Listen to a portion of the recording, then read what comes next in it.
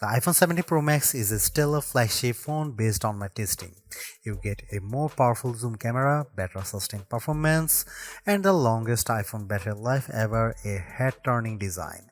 The iPhone 17 Pro Max is still behind the competition on AI and it's a bit thick and heavy, but overall it is easily one of the best big screen phones yet. The iPhone 17 Pro Max will not be ignored. It sports a love it or hate it design that takes the camera bar across the entire back of the phone, and it comes in a cosmic orange color you can see from space. But this flagship brings more to the party than just a bold new look.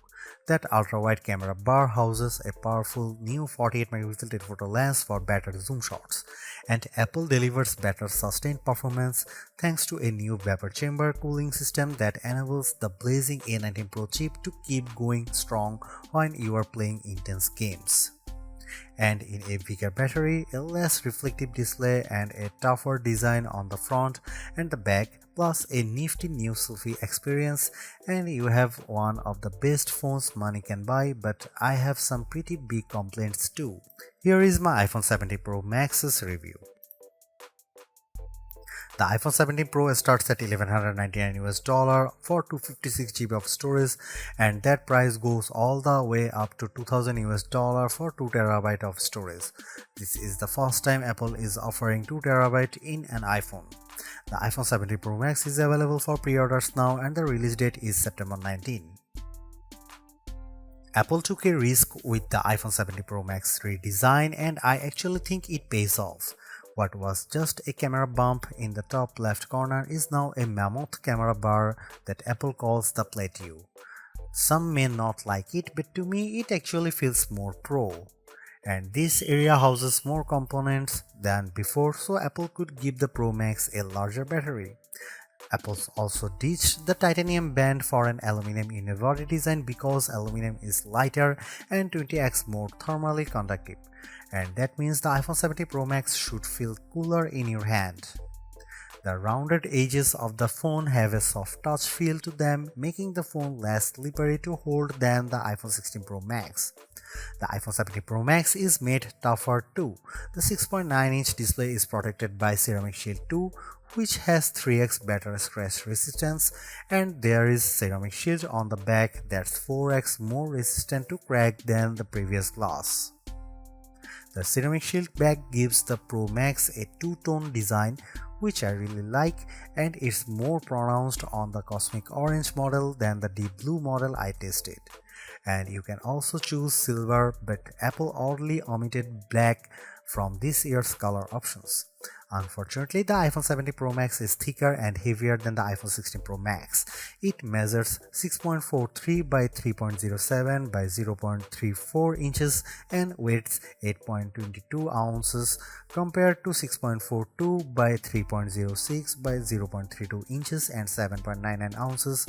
By comparison, the Galaxy S25 Ultra is 6.41 by 3.06 by 0.32 inches and just 7.69 ounces.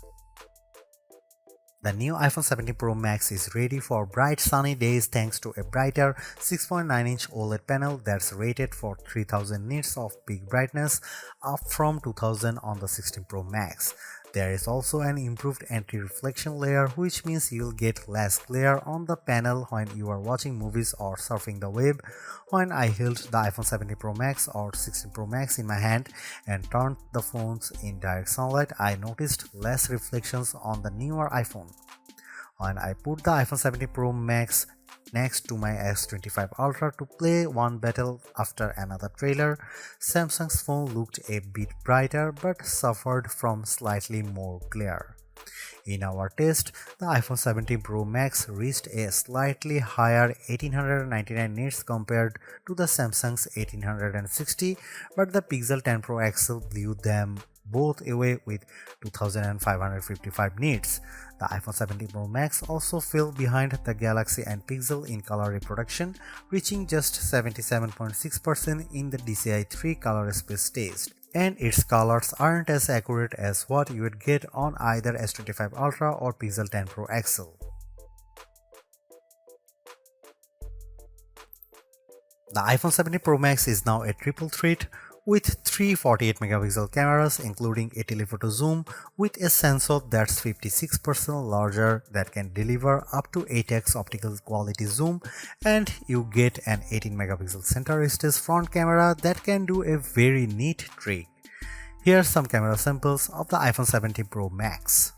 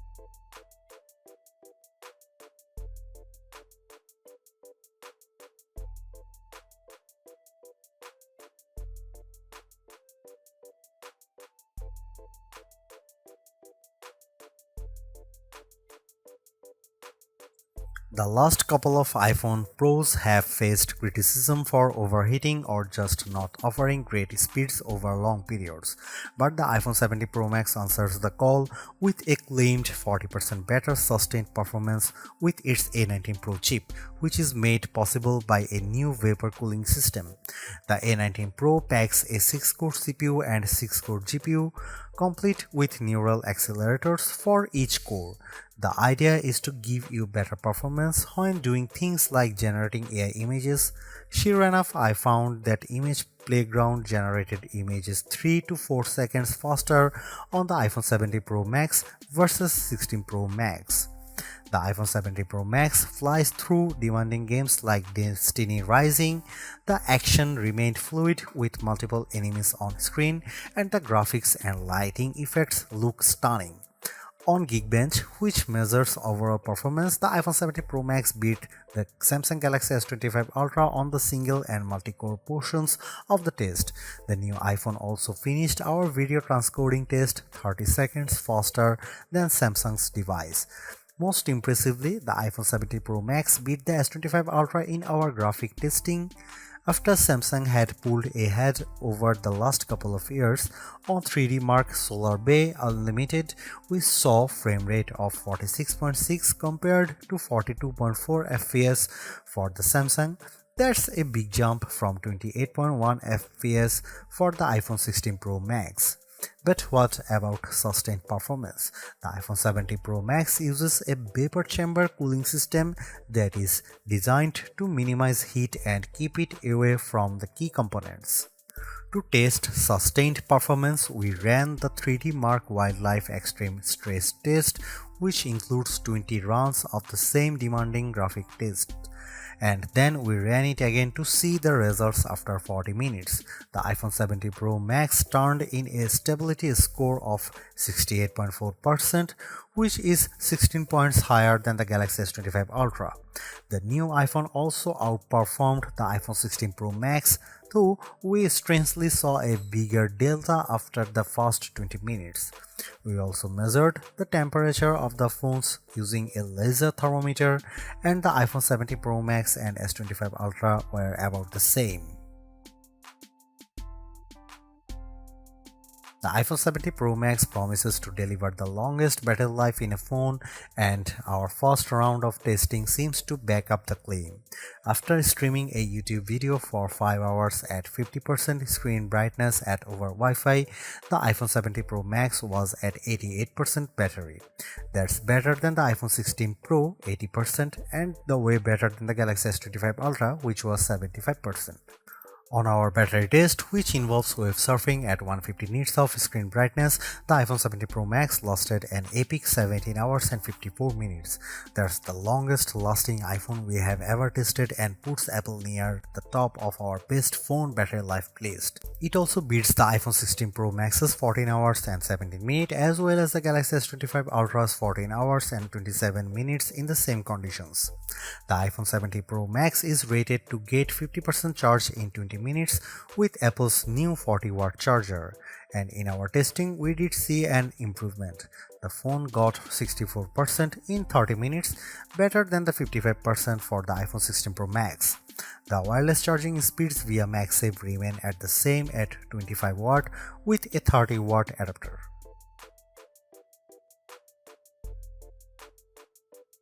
At iOS 26, Apple's new software update has plenty of upgrades including a sleek liquid glass design, but I am more impressed with features that make your life easier, such as call screening and hold assist in the phone app. I also like that iOS 26 is more personal. You can set custom backgrounds in the Message app as well as send polls to family and friends.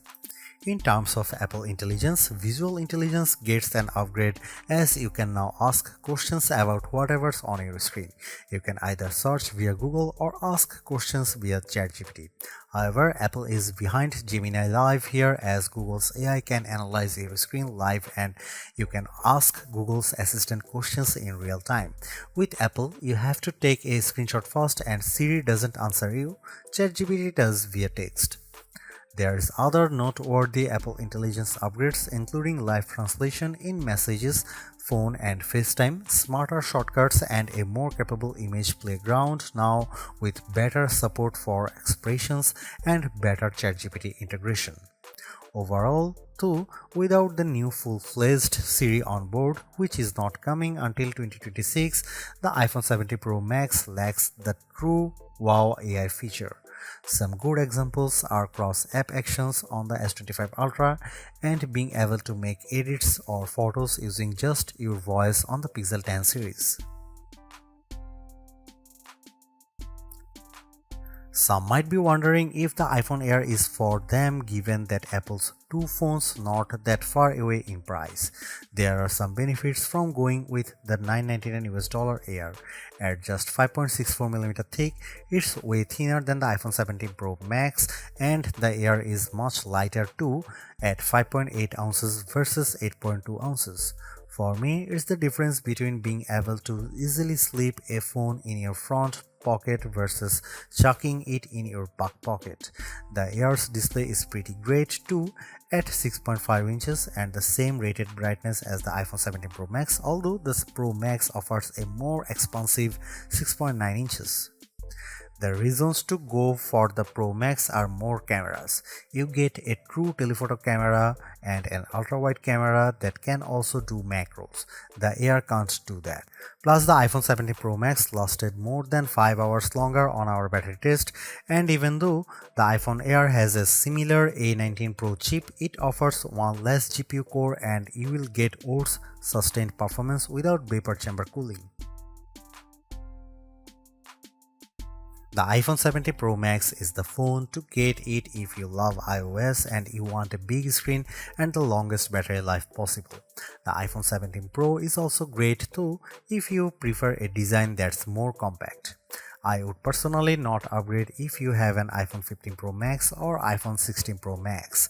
The enhancements aren't compelling enough, but if you are coming from an older iPhone 14 Pro Max, I could definitely recommend stepping up to the new iPhone.